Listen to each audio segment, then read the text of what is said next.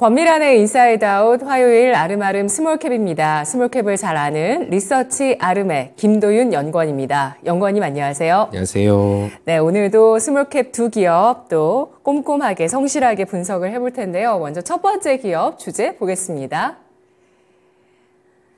에이텍 모빌리티 정치 테마주로 치부하긴 아까운 기업 애플페이 자율주행 모멘텀 임박입니다. 에이텍 모빌리티 했을 때 낯선 분들이시라면 에이텍 TN 하면 기억하실 겁니다. 구사명이 에이텍 TN이고요. 에이텍 모빌리티인데요. 에이텍 모빌리티가 괜히 정치 테마주로 엮여서 제대로 평가받지 못하는 기업이라고 이 리포트에 분석을 해주셨는데요.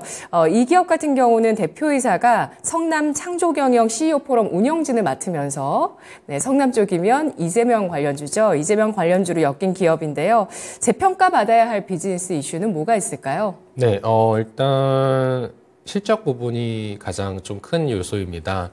아무래도 100% 지분이 아닌 연결회사에서 좋아지는 부분이 조금 있기 때문에 100% 지배순이익에 반영이 되고 있지는 않지만 올해 상반기만 놓고 보더라도 영업이익 100억 원을 좀 기록을 했습니다. 시가총액이 700억 원에 좀 불과하다는 점, 그리고 지난해 연간 영업이익이 65억 원이었다는 점을 감안할 때는 충분히 조금 좋은 성장을 보여주고 있다, 이렇게 좀 분석을 할 수가 있겠는데요. 특히나 조금 좋아지는 사업 부문들이 금융자동화 사업 부문이라든가 물류자동화 사업 부문, 이런 쪽에서 좀 실적적으로 좋아지는 부분들이 있는데요. 앞으로도 좀 좋아질 만한 요소들이 있다고 보고 있고, 이런 연결회사들을 통한 사업 외에도 본업에서도 이제 애플페이에서 교통카드 서비스 시행 시 SI 수주 확대 모멘텀이라거나 정부의 자율주행 투자 확대에 따른 정책 수혜 모멘텀도 좀 확보를 하고 있어서 지금 시점에서 한번 좀 말씀을 드려보기에 괜찮은 기업이라고 생각을 했습니다. 네. 에이텍 모빌리티 지난해 영업이익이 65억 원이었던 기업이었는데 상반기에 이미 100억 원의 영업이익을 찍었습니다. 그리고 하반기 실적을 기다리고 있는 상태에서 100억 원 영업이익의 시가총액 700억 원이면은 PER 7배 정도로 계산할 수 있는, 현재 실적 기준으로 이렇게 계산할 수 있는 기업이고, 이게 밸류가 더 낮아질 거라는 거죠. 모멘텀도 대기를 하고 있다고 하는데, 우선 사업 부문 살펴보겠습니다. 각각 매출 비중 어떻게 사업 부문별로 구성이 되어 있을까요? 네, 일단 동사 같은 경우에는 크게 세 가지로 조금 나눠볼 수가 있겠습니다. 모빌리티 사업 부문, 금융 자동화 사업 부문, 물류 자동화 사업 부문입니다. 올해 실적 예상치 기준으로 봤을 때는 이제 모빌리티 쪽이 한 19% 정도, 금융 자동화 쪽이 한 64%, 물류 18% 정도로 좀 보고 있고요. 일단 동사의 좀 기본적인 기업 설명을 한번 드려보자면은 이제 스마트 카드, 교통요금, 결제 단말기, 제조, 공급, 유지, 보수 전문 기업으로 사실 서울시 교통카드 시스템을 구축한 그런 기업입니다. 팀원이 결제 단말기, 유지 및 보수 총괄 업체로 봐주시면 되겠고요. 네. 사실 그렇게 좀 서울시에 이런 교통카드 워낙 잘 해놨기 때문에 레퍼런스 기반해서 뉴질랜드, 콜롬비아, 말레이시아, 태국 등에도 교통카드 시스템 단말기를 공급하기도 했습니다. 교통 같은 경우, 이 모빌리티 같은 경우가 결국에는 이제 동사가 직접 진행하는 본 사업이라고 봐주시면 되겠고요. 금융 부문 같은 경우가 이제 연결 기업인 에이텍 AP를 통해서 매출이 들어오고 있습니다. ATM기 같은 것들을 제조해서 판매를 하고 있고요. 물류 쪽이 에이텍 오토, 알파 엔지니어링, 태양 RMP, 이렇게 연결 기업들 매출이 좀 잡히고 있는데요. 결국에는 물류 장비를 설계 및 제작하고 있는 기업들이 되겠고요. 에이텍 AP가 지분율이 49%이지만 실질적인 지배력을 확보했다라는 점에서 연결로 들어오고 있는 상황이고요. 에이텍 오토가 지분율 63%, 알파 엔지니어링 지분율 80%, 그리고 태양 RMP 지분율 100%, 이렇게 좀 구성이 되어 있습니다. 네, 교통에서는 여러분들 잘 아시는 팀원입니다. 팀원이 쓰세요? 저는 사실 가끔은 지갑을 놓고 나갔을 때 급하게 좀 충전해서 사용을 하고 있습니다. 맞아요. 저는 회사에 교통비를 내야 되는 상황에서 한번 팀원이를 처음 써봤었는데, 아이들 같은 경우는 또 팀원이를 다 씁니다. 학생들은 팀원이를 좀 많이 쓰더라고요. 그리고 교통 쪽은 그렇고, 금융 쪽에서는 ATM기, 또 물류 쪽에서는 여러 물류 장비 관련한 제작을 하는 기업들 가지고 있는 회사입니다. 재무적인 펀더멘털은 어떨까요? 네, 연결 기준으로 봤을 때는 자산 규모 1,465억 원 정도 회사가 되겠고요. 부채는 534억 원 정도입니다. 금융차익금이 144억 원 정도이고요. 크게 특이점은 없습니다. 사실 이렇게 연결해서들 많이 가지고 있는 기업들 중에서 뭐 조금 그 다른 기업들의 뭐 재무구조가 좀 좋지 않아서 좀 좋지 않게 관측되는 그런 기업들도 좀 있는데요. 사실 동사 같은 경우에는 그런 쪽에서 문제점이 보이지는 않고요. 특히나 개별 기업 기준으로 봤을 때는 조금 더 우량한 재무 구조로 확인이 됩니다. 자산 규모 458억 원 정도에 부채가 68억 원 정도로 확인이 되고 있기 때문에 뭐 별도로 보나 연결로 보나 크게 좀 위험할 만한 그런 리스크로 말씀드릴 만한 부분은 없는 것 같습니다. 네. 재무구조 안정적으로 평가받았습니다. 교통카드 솔루션 분야의 선두 기업입니다. 에이텍 모빌리티. 이렇게 선두 기업으로 평가하시는 이유, 아까 뭐 수출 실적도 있다고 말씀은 해주시긴 하셨는데요. 궁금하고요. 그리고 애플페이 교통카드 서비스, 자율주행, 물류자동화, 키오스크 이런 것들이 이 회사의 추가 성장 동력이 될 수 있을 만한 키워드라고 하는데 설명해 주시죠. 네, 일단 좋게 보는 이유는 말씀 주셨다시피 이 서울의 교통카드 시스템 잘 구축한 레퍼런스를 확보를 해서 해외 쪽에서도 호평을 받았다라는 점 때문에 좀 말씀을 드릴 수가 있겠고요. 네. 애플페이 교통카드 서비스 같은 경우에는 사실 출시가 됐을 때 뭐 신규로 단말기가 나와야만 하고 뭐 그런 상황은 아닌 것으로 보여집니다. 우선 소프트웨어적으로 해결이 좀 가능할 것으로 보고 있기 때문에 뭐 시스템 구축 수주가 좀 나올 수 있을 것으로 보고 있고요. 사실 이쪽 사업 같은 경우에는 뭐 실적적으로 당장에 뭐 크게 반영이 된다 이런 쪽보다는 조금 실적이 좋은데 시장에서 소외가 되어 있으니 어떻게 보면 투자자분들의 관심을 좀 끌어올 수 있을 만한 시작점 정도로 좀 보고 있는 정도이고요. 다만 이제 차세대 단말기 사업도 결국 진행이 될 것입니다. 그렇게 됐을 때는 충분한 규모의 수주를 통해서 추가 성장 충분히 기대해 볼 수 있다는 점 말씀드릴 수 있을 것 같습니다. 또 이 자율주행 투자 확대에 따른 수혜가 기대된다는 점도 저도 좀 새롭게 알게 된 그런 사실인데요. 네. 티머니가 국내에 설치한 뭐 모든 버스, 택시, 뭐 충전 단말기를 유지 및 보수하는 사업자로서 이 정보들이 차세대 지능형 교통체계를 구축하는 데 이제 사용이 될 수 있다는 점에서 이제 연관성이 있는 것으로 조사가 좀 됐습니다. 특히나 좀 주요 제품 가운데에서는 뭐 버스 운전자 단말기, 뭐 교통정보 안내기, 뭐 택시 단말기 등은 실시간 교통정보를 제공하는 기능을 하는 제품으로 좀 역할을 하고 있고요. 실제로 뭐 교차로 제어, 뭐 버스 도착 시간 알림, 버스 간격 조정 등을 가능하게 하는 ITS 기반 인프라로는 이미 활용이 되고 있는 상황이고요. 이제 차세대 지능형 교통체계인 CITS에 활용 가능한 시내버스 통합 단말기, 버스 표출기, 고속버스 운행기록 장치 등도 이미 공급하고 있는 그런 상황입니다. 사실 물류자동화 쪽은 워낙에 좀 전방 산업이 좋은 것들을 많이들 알고 있으실 것 같으셔서요. 이후에 조금 간략히 좀 말씀을 드리면 좋을 것 같고요. 금융자동화 사업 부분에서 사실 조금 좀 의아하신 분들도 있으실 것 같습니다. 이제 사실 현금을 저희가 사용하지 않잖아요. 그렇기 때문에 이런 관련된 기기들 쪽에서 성장성이 좀 떨어진다라고 사실 관련된 다른 기업에 직접 탐방을 갔을 때도 관계자분한테 조금 들었던 부분이기도 한데요. 다만 이제 최근에 좋아지고 있는 부분들은 해외 시장에서 상당히 국내 ATM 기기 등 금융 자동화 기기들이 호평을 받고 있다고 합니다. 예를 들면은 해외에서는 뭐 현금을 입금하려고 할 때 현금을 다 뱉어내고 이제 인식률이 떨어진다거나 이런 쪽에 좀 문제들이 발생하고 있다고 합니다. 네. 다만 국내에서는 워낙에 좀 품질이 좋은 것으로 알려져서 이런 쪽에 소평을 받고 있는 것으로 알려져 있고요. 그렇기 때문에 사실 실제적으로도 동사의 해외 매출 비중이 2021년도 19%에서 지난해 21%, 올해 상반기에는 27%까지 조금 확대가 된 그런 모습입니다. 특히나 원달러 환율 상승으로 상당히 우호적인 환경이 계속해서 조성되고 있고 이런 추세가 하반기에 좀 더 유지될 것으로 보고 있습니다.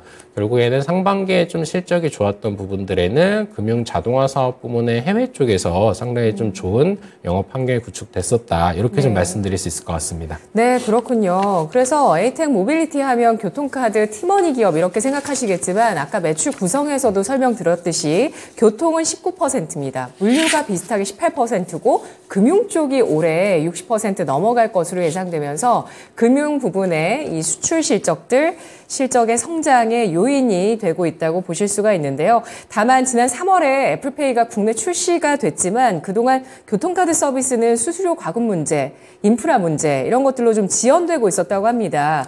일단 리포트에서 애플페이의 교통카드 서비스가 이르면 이달 가능할 것으로 전망을 해주시긴 하셨는데 만일에 풀리지 않는 문제로 이 서비스가 또 무기한 연기될 수 있는 가능성은 생각해 볼 수 있는 건 아닌지 어떻게 보실까요? 네, 일단 이번 달에 조금 해결될 수 있을 것이라고 봤던 근거는 이제 이 간편결제 서비스를 통한 티머니에 도입이 됐을 때 그 건당 수수료가 좀 발생을 한다고 합니다. 이제 그걸 누가 부담하느냐의 문제로 조금 도입이 지연되고 있었는데 이 부분을 조금 이제 현대카드에서 적극적으로 해결하고 있다는 점을 근거로 좀 말씀을 드렸었는데요. 사실 지연될 수 있을 수도 있을 것 같습니다. 뭐 이게 꼭 된다고 당연히 말씀드릴 수는 없을 것 같고요. 다만 이제 말씀드렸다시피 해당 그 사업으로 인해서 이제 실적에 반영될 것은 상당히 미미하게 잡아놓은 그런 상황이고, 네. 시장에 조금 관심을 끌어올 수 있을 만한 그런 기대 요소 중 하나 정도로 좀 보았기 때문에요. 실제로 뭐 지연된다거나 이 사업이 정말 무산돼서 애플페이로는 국내 티머니를 사용하지 못하게 되더라도 실제 동사의 펀더멘털과 관련해서는 크게 저희가 잡아놓은 예측치에서 벗어날 것 같지는 않습니다. 네, 알겠습니다. 크게 이 관련한 실적을 잡지 않았기 때문에 실적 전망과 밸류에이션에 있어서는 큰 문제는 없을 것이다 이렇게 얘기해 주셨고 플러스 알파로 좀 테마적으로 시장에서 부각받을 수 있는 요소로 보셨고요.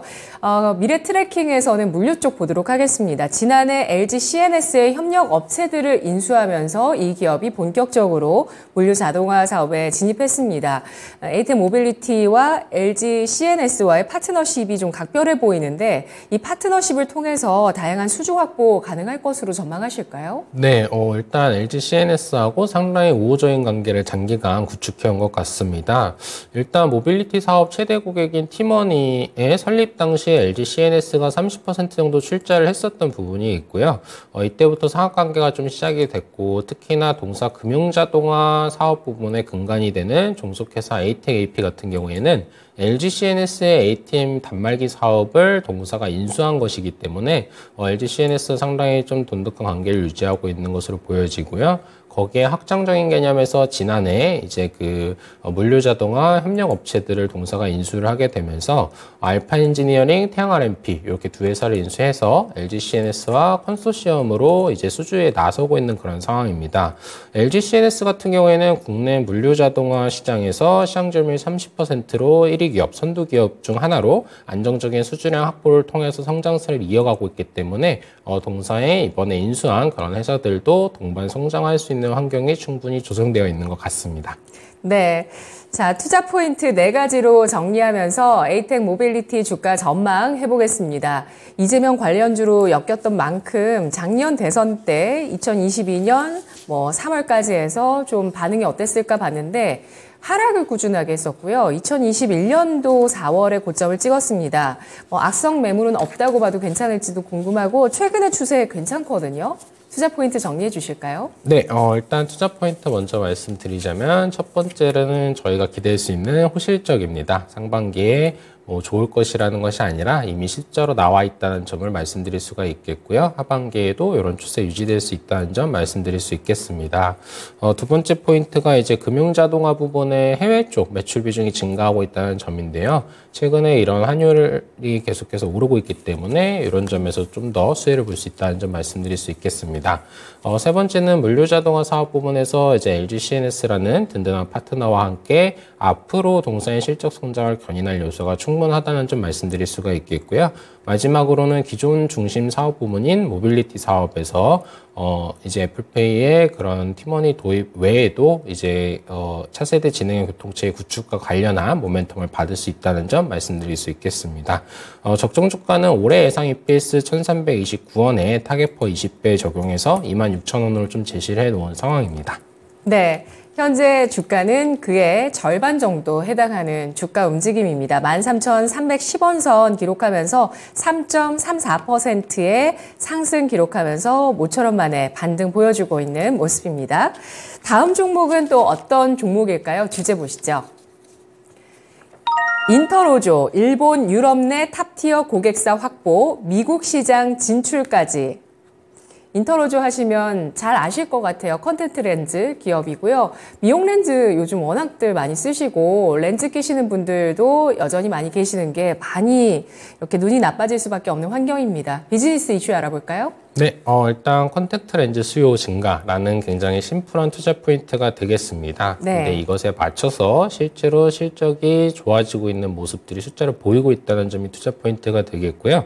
말씀해주신 대로 올해 7월에 이제 대한안경사협회가 진행한 사용 실태 조사에 따르면은 컨택트 렌즈 착용률이 2021년도 10%에서 올해 23%까지 상당히 짧은 기간에 2배 이상 증가했다라고 합니다. 놀라운 수치네요. 정말 그렇습니다. 네. 특히나 이제 소재나 색상 등 이제 소비자 선호도가 기존보다도 훨씬 더 다양해지면서 다목적 렌즈 수요에 대한 부분에 대해서 집중을 해야 하는 그런 상황이 되겠고요. 네. 동사 같은 경우에는 국내 1위의 콘택트 렌즈 제조 및 판매 기업으로 국내뿐 아니라 글로벌 시장 진출에 따른 고성장까지 기대된다는 배경에서 오늘 좀 소개를 해드리게 되었습니다.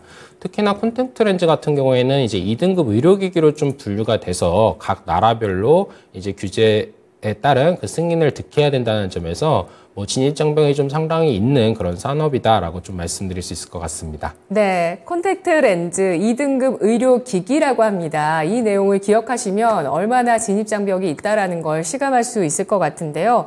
최근에 콘택트 렌즈 사용률이 이렇게 2021년부터 올해까지 2년 사이에 2배 넘게 증가한 구체적인 이유 분석해 볼까요? 네, 일단 아시아 쪽에서는 미용 목적의 그런 렌즈 수요가 좀 주요하다고 좀 분석이 되고 있고요. 네. 유럽 쪽에서는 좀 시력 교정 목적으로 조금 수요가 있는 것으로 콘택트 렌즈 스펙트럼이란 곳에서 이제 그 조사를 해서 발간한 자료가 있습니다. 사실 국내에서도 이제 렌즈 착용률이 많이 올라오는 것은 아무래도 한 명이 좀 예를 들어서 뭐 반에서 한 명이 좀 착용을 하게 되면 아무래도 좀 같이 경쟁이 좀 생길 수 있기 때문에 이게 좀 빠르게 너무나 와닿는데. 네, 그렇게 해서 좀 이렇게 빠르게 증가하지 않았나. 네, 유행이 이렇게. 빠르게 퍼지죠, 진짜. 그리고 맞습니다. 예쁘잖아요. 맞습니다. 눈을 보면 너무 신비롭고 계속 좀 신기하고 쳐다보게 되니까 맞습니다. 너도 나도 네. 특히나 쓰게 되죠. 네, 맞습니다. 특히나 이제 색상이 워낙 다양해지면서 네, 너무 예뻐요. 맞습니다. 그래서 어떻게 보면 공급자들 입장에서는 이런 경쟁이 심화되는 게 좋은 환경이 구성되고 있는 것이 아닌가 이런 생각이 좀 들고요. 예. 그리고 사실 제가 작성한 보고서는 아니지만 이제 보고서를 검토하면서 이번에 홍대에 간 김에 렌즈점들을 좀 돌아봤습니다. 근데 렌즈점들이 상당히 다 좀 최근에 이제 최근에 좀 오픈을 한 것처럼 깔끔한 것인데 개수가 상당히 많아졌다라는 것을 좀 알 수가 있었고요. 다른 하나는 사실 중국인들이 정말 많았습니다. 옛날에 명동을 이제 방불케 하는 특히나 이제 그분들은 한두 개를 사는 게 아니라 거의 뭐 보따리로 렌즈들을 사가게 되는데요. 네. 사실 제 친한 친구가 사용하던 렌즈 색상이 품절이 됐다고 했습니다. 그러면서 3주 정도가 이제 품절이 됐었고 결국에는 다른 색상으로 교체를 했어야 됐다고 하더라고요. 그래서 그분들이 이제 픽한 색상 같은 경우에는 이렇게 품절이 좀 되는 게 아닌가 이런 생각을 좀 해볼 수 있었고요. 결국에는 수요가 증가하고 있다. 이렇게 좀 말씀드릴 수 있을 것 같습니다. 네, 근데 아무나 잘 만드는 게 아니거든요. 진짜 그 아름다운 눈빛을 만들려면 그에 따른 기술력이 정말 필요하겠더라고요. 제품별 매출 비중과 국내 매출 비중 어떻게 구성되어 있을까요? 네, 일단 제품별로는 하이드로겔, 실리콘 하이드로겔, 기타 이렇게 세 가지로 좀 구분을 하고 있고요. 네. 하이드로겔 같은 경우가 한 80%, 실리콘 하이드로겔이 20% 정도가 되겠습니다. 지역별 매출 비중으로 보게 되면 국내가 24.2%, 일본이 29.8%, 유럽이 25%, 중동이 10.3%, 기타가 10.8%인데요. 국내가 24.2%에 불과하다는 점이 조금 특징적으로 저희가 주목해 볼 만한 부분이 아닌가 싶습니다. 네, 인터로조의 실리콘 하이드로겔 렌즈의 생산 능력을 17%대에서 향후 50%대로 늘릴 수 있다는 이슈도 있었는데요. 그렇게 되는 이유가 무엇인지 알아보고 또 이걸 통해서 이 인터로조의 기업 이익에 얼마나 기여가 될지 설명 들어볼까요? 네, 일단 그 사측의 적극적인 앞으로의 전략과 관련된 문제로 이제 실리콘 하이드로겔 쪽의 영업이익률이 더 좋기 때문에 이쪽으로 좀 제품 생산 비중을 높여가려는 계획이고요. 네. 특히 특히나 3공장에 아직 유효 공간이 좀 많이 남아 있는데 이곳에서는 앞으로 실리콘 하이드로겔 쪽으로 이제 생산 방향을 맞춰 나가려는 그런 계획입니다. 실리콘 하이드로겔 렌즈의 영업이익률 같은 경우에는 기존의 1, 2공장에서 생산되는 하이드로겔 렌즈보다 한 50% 정도가 높기 때문에 이쪽 비중이 증가하면서 동사의 이익률 개선 효과도 기대해 볼 수가 있겠습니다. 사실 실제로 이제 2021년도부터 동사 영업이익률은 꾸준히 증가를 하고 있다는 점을 한번 확인해 봐 주시면 좋을 것 같고요. 콘택트 렌즈 스펙트럼에 따르면은 이제 글로벌리 봤을 때는 실리콘 하이드로겔이 70% 정도, 그리고 하이드로겔이 19%, 기타가 11% 수준이라고 하는데요. 동사 같은 경우에는 아직 그냥 하이드로겔 쪽 제품 생산 비중이 높은데 글로벌 시장에서는 실리콘 하이드로겔 시장이 더 크기 때문에 충분히 앞으로는 실리콘 하이드로겔 매출 비중을 높여갈 수 있을 것으로 보고 있습니다. 네, 재무적인 구조의 특징은 뭐가 있을까요? 네, 일단 자산 규모 한 2,850억 원 정도 하는 회사이고요. 부채는 798억 원입니다. 금융차입금이 한 370억 원 정도가 되겠고요. 이제 단기 투자 자산 등 포함한 현금성 자산은 230억 원 정도로 보여집니다. 크게 특이사항은 없겠고요. 유형자산이 좀 아무래도 제조업이다 보니까 클 것이고, 앞으로 현금 흐름들 통해서 부채는 확실히 더 빠르게 줄여나갈 것으로 보여집니다. 네, 아까 지역별의 매출 비중을 봤을 때 국내, 일본 비중이 좀 더 높았어요. 국내 24%, 일본 29%, 유럽 25%, 중동까지 해서 이렇게 다양한 지역에서 매출이 발생하고 있는데 여기에 추가 고객사 확장과 함께 미국 콘택트 렌즈 시장의 진출 모멘텀을 앞두고 있다고 합니다. 미국 시장 진출의 수혜 어느 정도로 예상할 수 있을까요? 네, 일단 미국 같은 경우에는 단일 규모로 봤을 때 6조 원 정도로 최대 시장이기 때문에 네. 회사가 이제 진출에 성공한다면 충분한 성장 모멘텀을 가져올 수 있을 것으로 보여지고요. 사실 지난 4월에 이제 실리콘 하이드로겔 렌즈가 미국 FDA 임상 시험을 통과해서 현재 승인을 좀 기다리고 있는 상황입니다. 이미 현지 기업과 좀 협의 중인 사항으로 승인 득한 후에 좀 빠른 시장 진출이 이뤄질 것으로 보여지고 있습니다.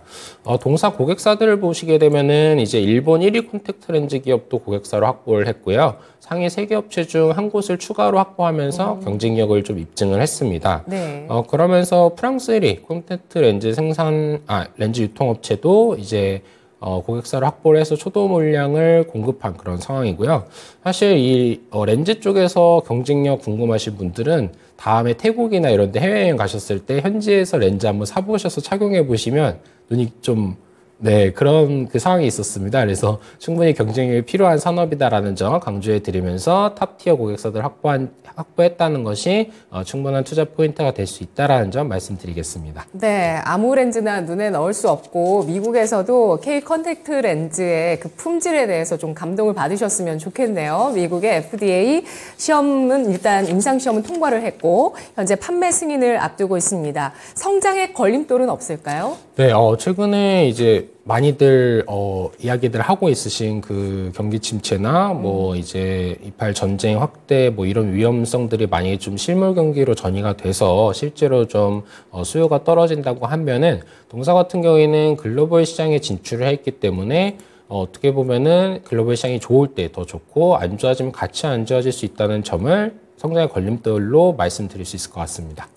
경기에 완벽하게 노출되어 있는 기업은 아니지 않나요? 맞습니다. 근데 이게 콘택트 렌즈가 그 판매 가격이 제 생각보다 꽤 높더라고요. 네. 그 한 팩이 42,000원 이렇게 돼가지고 특히나 예쁜 색상일수록 엄청 비싸더라고요. 5장 이상은. 네, 그래서 이제 그런 부분들이 조금 예. 걱정은 될 수 있겠지만 네. 말씀 주신 것처럼 시력 교정용 렌즈 수요가 분명히 있기 때문에 그렇다고 막 매출이 막 확 꺾이고 이럴 것 같지는 않습니다. 알겠습니다. 인터로조의 투자 포인트 4가지로 정리하면서 주가 전망해 주시죠. 네, 일단 국내 1위 콘택트 렌즈 제조 및 판매 전문 기업으로 일본과 유럽에서 탑티어 고객사들을 실제로 확보를 하고 있다는 점이 가장 중요한 첫 번째 투자 포인트가 되겠습니다. 또 상공장 완공 이후에 수익성 개선 효과가 지속되고 있다는 점 말씀드릴 수가 있겠고요. 실제로 이제 21년도 완공 전에는 10% 한 후반, 중후반 정도였던 영업이익률이 이제 20% 중반까지 좀 올라오고 있는 점이 확인이 되기 때문에 이익률 측면에서도 투자 포인트를 말씀드릴 수가 있겠습니다.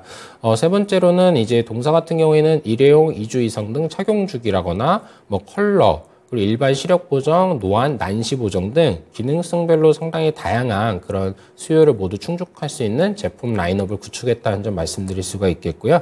마지막으로 미국 시장 진출 앞두고 있다는 점 말씀드릴 수 있겠습니다. 적정 주가는 내년도 예상 EPS 2,800원에 타겟퍼 16배 적용해서 45,000원으로 제시했습니다. 네, 인터로조 코로나 팬데믹 때 15,000원 깨는 게 저점이었는데요. 이후에 3만 원 선 저항이 있었습니다만 상승 추세 완만하게 이어갑니다. 오늘의 움직임은 0.3% 소폭의 하락으로 32,900원 선 거래되고 있습니다. 연구원님 분석 고맙습니다. 감사합니다.